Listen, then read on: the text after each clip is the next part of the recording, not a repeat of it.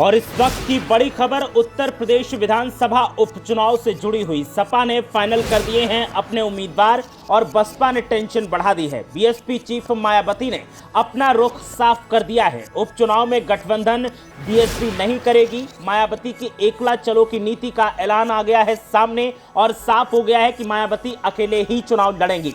उपचुनाव में यूपी की सभी सीटों पर बीएसपी ने चुनाव लड़ने का ऐलान कर दिया है।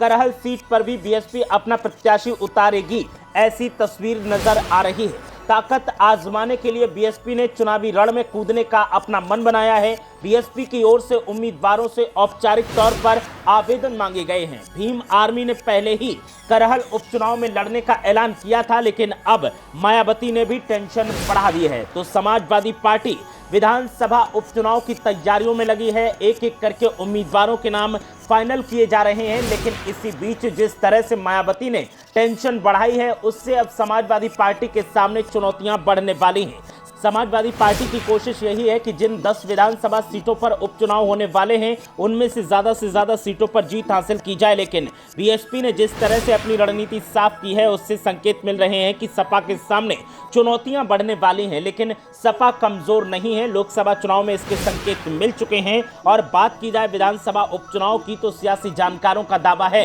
कि मुकाबला सपा वर्सेस बीजेपी ही होने वाला है और समाजवादी पार्टी मजबूत स्थिति में दिखाई दे रही है। मायावती सिर्फ वोट कटुआ जरूर साबित हो सकती हैं, लेकिन मायावती चुनाव जीत नहीं सकती हैं, ऐसा सियासी जानकारों का कहना है। हाँ, वो बात अलग है कि अगर मायावती गठबंधन कर लेती तो शायद उनके हिस्से एक आध सीट आ सकती थी, लेकिन मायावती ने गठबंधन न करने का ऐलान किया है। एकला चलो की नीति पर वो कायम है। ऐसे में साफ संकेत मिल रहे हैं कि अब मायावती चुनाव जीतने के मूड में कम और समाजवादी पार्टी की चुनौतियां बढ़ाने के मूड में ज्यादा नजर आ रही हैं। करहल विधानसभा सीट पर बीएसपी ने अपने प्रत्याशी को उतारने का ऐलान कर दिया है और चंद्रशेखर आजाद की पार्टी आजाद समाज पार्टी ने भी पहले से ही ऐलान कर दिया है कि वो करहल विधानसभा सीट पर अपना उम्मीदवार उतारेगी। ऐसे में अब देखना यह है कि जब करहल विधानसभा सीट पर बीएसपी और भीम आर्मी के जो चीफ हैं चंद्रशेखर आजाद, उनकी तरफ से जब उम्मीदवार उतारे जाएंगे तो समाजवादी पार्टी के सामने कितनी चुनौतियां होंगी